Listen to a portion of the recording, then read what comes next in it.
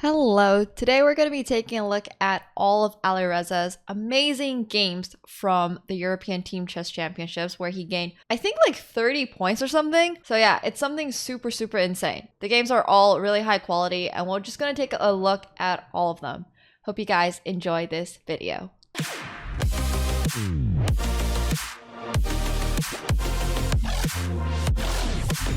Alright, so what I was thinking is we're just basically going to review every single one of his games because if he got 8 out of 9, it probably means he won like most of them at least. So I want to actually see very clearly like how did he win each of these different games. I think he's 18 now. He might be the next world champion contender. Probably the favorite. I agree, but once again, it's chess. Literally anything could happen. He could have a bad day. He could have like a bad week. He's 18. Anything can literally happen. So I'm not like gonna place my bets just yet. Today's game was nuts. All right, so I think we're gonna jump into today's game. Also, this is for YouTube, so everybody say hi to YouTube. And before I forget, make sure you're clicking that like button and subscribing to my YouTube. I would appreciate it. Thank you. All right, so let's see. E4, E5, knight f3, knight c6, castle, knight to f6, d3. Where have we seen this opening before? This opening is so similar to like all the Spanishes, all the Italians. I actually really like the fact that he's playing it like so solid. I played this exact opening from the black side of it, so it's actually kind of interesting to see how black responds to this. All right, rook to e1, castle, h3, a5, knight b to d2. These moves are all like just very normal. You always try to develop your knight this way. b5, e takes d5, knight takes. Okay, these moves are all like very characteristic of this opening called the Italian. We're just going to be playing against black's weak pawns in the middle of the board. And then what black is going to do is try to put his knight on f4 and try to attack the d3 pawn and perhaps put pressure on g2 or threaten to take h3 at some point. Rook e3, queen e8, queen g4, rook f5, knight to f3. Going to put pressure on the g5 pawn. White is just very slowly picking up pressure. And basically now the black king is also really weak. So attacking the weak pawns while also enabling yourself to like attack on the king side. This is just super strong. Do you want to take this, chat?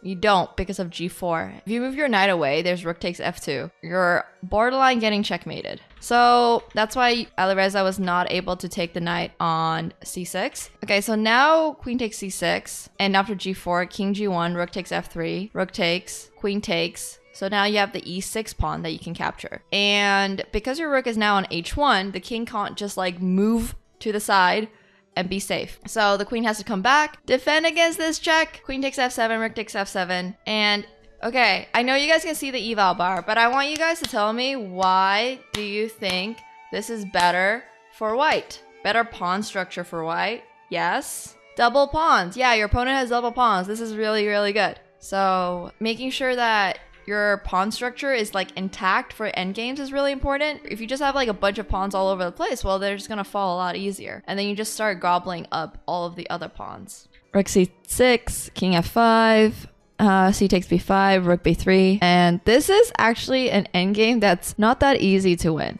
But, you know, rook b3, rook f8, king e5, king f1, king e5, g4, king d5. Huh? What am I missing? Why is king d5 such a losing move? Oh, here to play rook f3? That makes sense. That does make sense. King d4 was the blunder. That's so crazy. You just move your king way too far away from this pawn. It's just so hard to play chess so accurately though. Imagine playing for like 4 hours, most of your game is a draw, and then you just miss this one move called rook f3. I hate endgames for that specific reason. Let's go to round 8. Oh, they played a Spanish. I'm actually kind of interested in this game. Bishop e3, castle. I think I usually play the bishop g4 line. I think that was the topical line. Bishop e7 is most played, but bishop c5 has become a lot more popular recently. Knight to g5. This is all theory, just attacking this pawn casually, defending this. So one of the biggest perks of playing the Spanish is that you usually know exactly what kind of opening or what kind of structure you're going to get into in the middle game. So in these kind of positions, bishop takes f7, rook takes f7, queen to b3 is a very common idea because you pin this rook, and if black doesn't play the only move he has, which is d5, well, then you lose your rook. Takes e5, queen takes, knight takes, knight e4, knight d7, d7, rook d5, bishop c6, rook d2, knight to e5, rook to e1. Keep in mind that white has 2 pawns for the exchange. Makes the evaluation roughly equal, slightly better for white just because he has pass pawns, and pass pawns are really cracked in endgames because you can promote them. And also black has pair knights. If you have pair bishops as black, then they would be super OP, but pair knights aren't as valuable as pair bishops, especially in these positions. King g8, g3, knight f5, king g2, knight f to d4. He's happy to do this, and this is just a draw because you have 3 pawns versus 2. Basically, if you swap off the 2 pawns at any given point, this is just a draw with rook pawn versus rook. So yeah, basically they consolidated to a draw, which is kind of nice too. Krishchuka is a pretty good player. Ooh, this game looks spicy. This game looks super spicy. Knight to e7, castle. This is the main line. Well, I think this is considered like the line that gives the best chances to white or something like that. How does black ever castle now?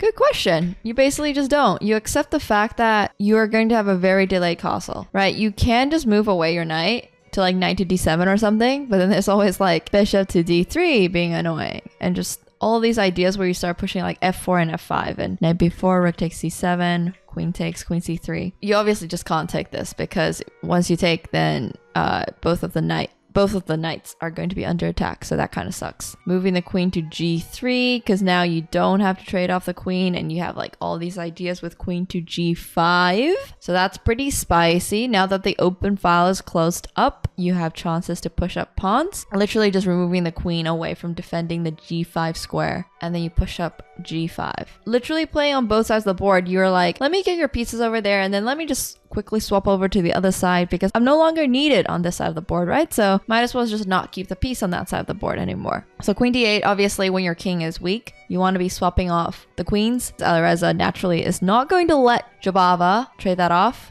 So queen to h5 followed by knight f3, and just slowly putting all of your pieces in the most optimal squares in order to attack. And then you got this knight h5 thing, and then you got knight f6, and this is already starting to look a little bit sus. So king f8, queen to f6, knight to d8, rook to h4, king to g8, knight to g5, bishop to d1, queen takes d8, and that's just a very, very beautiful tactic. This is not a sacrifice or anything, guys. This is just straight up winning. And usually when you're up a whole night at the 2700 level, your opponents are ready to resign. After queen takes d8, he was like, nope, I am out.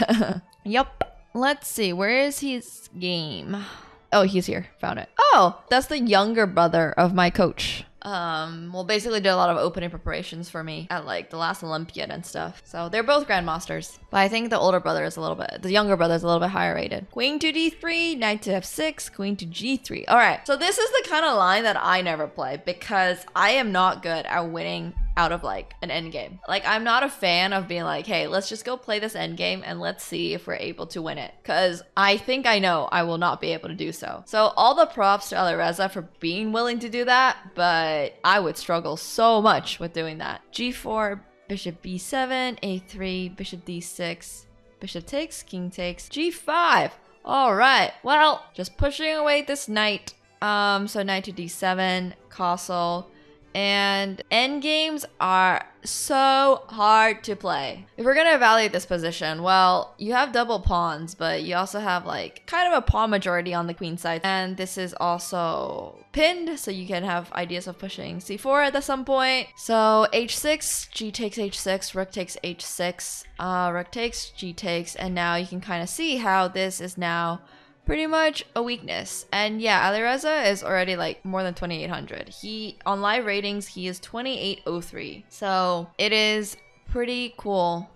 Rook b4, king c7, rook to h4, rook to h8, f3, e5, knight a4, a5, knight to c5. All right, we're getting some really active pieces. Bishop c6, f4, e4, knight to b3, king to b6. Look at all of these lovely squares for the knight to go to. Like, this square is so nice. It's just such a nice outpost. And in this case, you really want black to take, because after that, this pawn is weak and this pawn is already super weak. Rook g8, bishop to f7. Black is not so willing to play rook takes g3 because after rook takes h6, your knight is pinned and this does not look good. Takes, king c5. So now we have a knight versus bishop endgame. It's still roughly equal. This pawn is like a little bit weak, but after king c4, knight takes a5, you have massive advantage with these pass pawns, and you just have to hope that you're able to like defend against this one. So this is one of those positions where I would probably personally have played king to b5, but I'm sure Dimitrios thought this was like way too passive and liked his potential with playing king to d4 and then pushing the pawn, which to be fair looks pretty good as well. So king c4, knight to a5, king d4, rook d6, bishop to b5. It's actually very interesting that rook takes e8 does not work here, because rook to h7 is coming with checkmate and there's just nothing you can do about it. You only have your king now to defend it. So in this case, he loses his really far advanced pass pawn. And I think that's going to be the start of like his downfall, because now he's down 2 pawns and he has 0 pass pawns. So I think what black should have done is, I don't know, is there any way you can actually save this pawn? There's just really no way for me to defend this pawn. Being up a pawn, this is obviously just a win. And look at this accuracy. Look at that accuracy, guys. Sheesh. 99% accuracies? Wow. So, oh, this is a line I do not really play. Positional, too.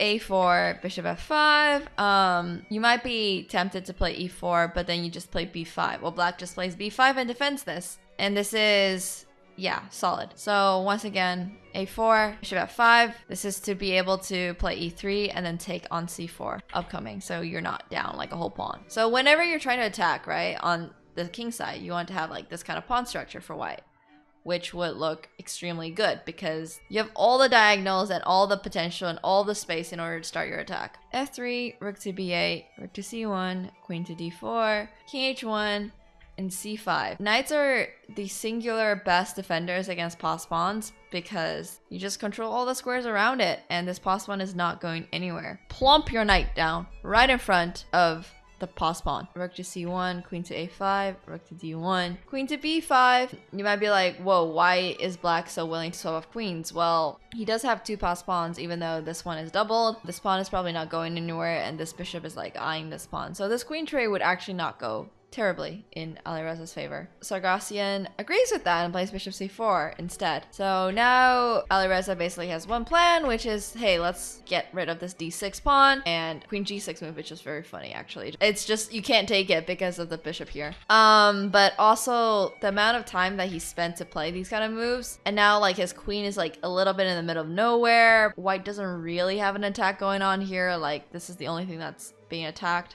Queen e2, queen d2. No, I just don't like his entire queen g6 idea. I think it just spent way too much time and took away from all the other things. Now, like, black almost got super active with his queen, so white decided how to trade it off. Knight d3, bishop c3, a3, bishop d2, king e2, knight f4, king f1, rook b5.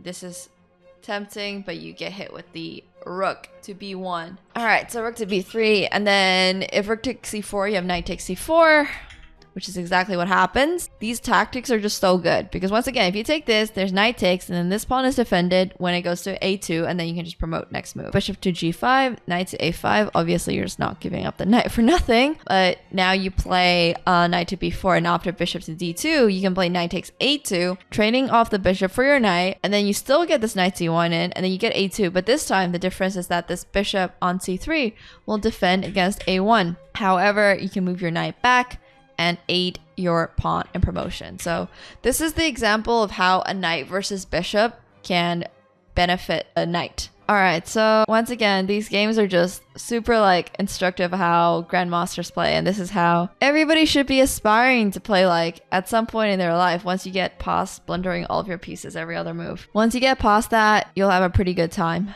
Okay, this is a Sicilian. When I see Sicilian, I automatically think like, ooh, was this like a little bit of a slaughter? Okay, so e4, c5, knight f3, d6, d4, c takes.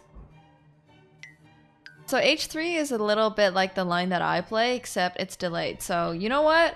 I'm gonna save this game and like put it in my memory for, so the line that I play, in case you guys are not aware of my opening repertoire, not that anybody probably cares here, but I'm just gonna explain it to you all anyways, is this one. I play h6 earlier. I play h3 on move 8, and this guy plays h3 on move 10, which I think pretty much transposes to the same position. The only difference really is that on h3, immediately on move 8, your opponent can basically respond with h5.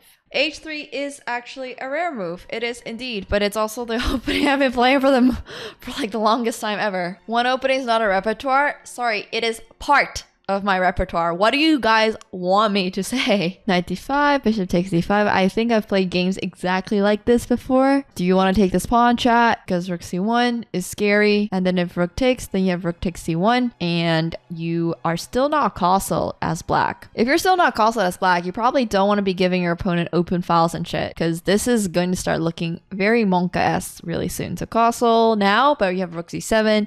And then like all your pieces are like doing absolutely buttfuck nothing. So you don't want to do that. c3, g6, rook to c2, rook to c1. Now all Firouzja is really doing is trying to keep his pawn structure kind of intact and not worry too much about b4, because then he can play c4, stuff like that. Okay, so if a takes b4, then c takes b4, and then you're forced to play rook takes c2 because there's two rooks and a queen attacking your rook. So rook takes c2, queen to d7. I guess this is just a totally fine endgame as well with queen to c6, and this pawn is going to be a little bit weak, but I don't even know if they will do that. So maybe just knight b3. And basically black just doesn't have enough material to continue the attack. So that's why black doesn't take on b4, even though it can look tempting to open up the position. So rook c8, a4. Wow. Okay, this is some good tactics thinking here. Black makes this mistake of playing a takes b4, and now after queen takes c6, you have c takes b4, and this is technically like a skewer, except it's a little bit strange because you sacrifice your queen, and now your opponent can take your rook, so actually, you don't really win any material. But it is a nice way to simplify, and now white has a sightline pass pawn, and it's also pretty far advanced, and well, when you have a pass pawn, what do you want to do, my dude? Flag the opponent? Yeah, I like that one, Gabby. I like it. So knight f4, rook c7, bishop d8, rook d7, knight d3, a6, knight takes b4, a4, rook a8, rook takes d6, bishop c7, rook to d7, knight to a6, rook to d5, bishop 8. Let him marinate in the same spot all game. That's pretty funny. That's actually pretty funny. No, you want to, you want to keep it safe, but then you also want to just slowly bring over all of your pieces in order to help this pawn promote. And Yilmaz was like, I'm done with this game. If he puts his bishop anywhere, there's just rook takes b5, and there's like rook to b7, and this is just looking very unfortunate. You can play knight to c5 even, because if they take this, then you have rook to b8, and it just looks very, very, very scary for his opponent. So that's why pass pawns are so strong, because pass pawns can do so much in order to stop your opponent from like being able to make moves around it, because they just have to keep all of their pieces next to this one pawn. All right, so that was round 4, right? Erdos. People said this game was very fascinating. Knight to f6, e takes d5, c takes d5. This is not the kind of card con that I've ever seen before, but you know, it does transpose a little bit into some of the d4 openings. c3, bishop d6, bishop c2, rook to c8. g4, king d7. Well, you see, you don't always have to castle, especially you don't want to be castling this position into all of these pawns being pushed up, because that also kind of sucks. You just don't want to be doing that. King to d7, g5, h takes, bishop takes, king to c7, and you go king to b8. And now you've basically artificially long castled. Right, so after you have artificially long castled, why not just start attacking on the same side that you just artificially long castled to? Yeah, why not? King to d1, f5, rook takes h8, rook takes, rook to g3. So now the king's just moving away from all this bullshit because he's like, I'm done with this. I don't want to deal with this. Rook to d1, and I mean, this is just like such another positional crush by Alireza. He just like keeps positionally crushing his opponents, and that I really respect that. Sure, you have like these pawns over here, but white has 4 different pawn islands, and this is on a dark square, so that's already not boding very well for Erdos. Bishop c6, rook a7, rook b5, rook takes a4, rook takes d5, rook a3. What is rook takes d5? That is a grandmaster blundering. Why did he give away the a4 pawn? Good question. Who the fuck knows? But also he's not doing too well. Okay. So once again, Firouzja is like really hitting 2800 because he plays so fucking solid. Oh, I like this. He plays another H3 line. H3 G4 though. He's played 2 different Najdorf lines that are basically exactly like what I want to play the Najdorf, but he's playing them a lot better than I am. So these games are giving me motivation to work a little bit on my own chess. So E5, knight E8, knight to D5, bishop to C6, bishop G5, bishop takes, rook takes, bishop takes E5, rook takes E5, D takes E5. This works because of bishop takes E7, queen to D5. So now bishop takes F8, king takes, bishop G2, rook to B8. Rook to D1, king E7, G5, B6, H4, rook to D8, rook takes, and this is just like the world's most boring draw. Yeah, I think they just draw this game on move 32. Nothing much really happened. E4, C6, knight 3, D5. Ooh, it's looking like Firouzja watched a lot of Levy's YouTube videos. All the Caro cons, apparently. Knight to D2, bishop D6, A4, knight to F6. This is just looking kind of interesting. I've never really seen this line of the Caro before. Let's just say I don't think black is going to be castling. Oh, he did castle short later. It's looking a little bit scary if he ever gets like his knight and bishop stuff here. But, you know, black does have compensation with being able to put knight on G4 and everything. But once again, this is just looks so theoretical. I literally have no idea what's going on. Okay, so bishop G5, queen to D7. Don't like pins, right, guys? If we can avoid being a pin, we should do that. Bishop to H2, king to H1. Nothing really fancy. This check doesn't really do anything. It's just like a little, hey, buddy, I'm about to attack you kind of check. Bishop takes G4, queen takes. Obviously, you cannot take with the pawn because this is a pin this way. And I know this is tempting, but don't forget, your rook is undefended. So if you go queen takes G4, queen takes G4, pawn takes, king to G1, then you always have ideas of like G3, knight to F3, rook takes C2. Well, I would have played rook takes C2, but I mean, playing C5 is also super fair because you defend against this before you go for any of the pawns. It's not like that pawn's really going anywhere, so you might as well defend yours before you take theirs. That is a fair line of thinking as well. Now rook to B8, threatening this. King to F1, rook to E6, knight to D2, rook takes B2, knight to C4. Like, look at all these endgames where he's just like got a minute advantage. Well, this one's actually a little bit bigger because he's technically up like 2 pawns, but I mean, it's just like one pass pawn. Being up a pass pawn is just so important. He gets his rook onto the 2nd rank, and if white tries to go for this, I believe he's just gonna play rook h5 and then take this pawn. So wherever white goes, he's just like at risk of losing pawns. So rook to f1, bishop to d8, not letting rook to f6 happen. And now you can take the g5 pawn. So now f4. Oh my god, what a good move. And if plays rook takes h4, well, then you have rook to g3 after king to d2. Then you have like king takes c4, and obviously this pawn is just basically going to speed run it down. Don't tell me to meditate.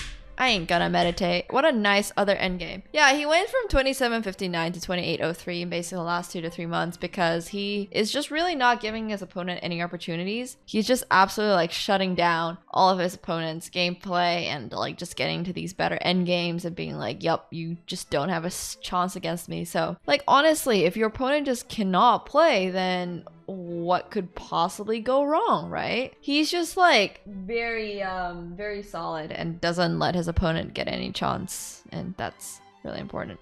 All right, well, we went through every single one of his games from this tournament. Thank you so much for watching this video. And if you haven't already, make sure you're clicking the like button as well as subscribing to the channel. Thank you guys so much for watching.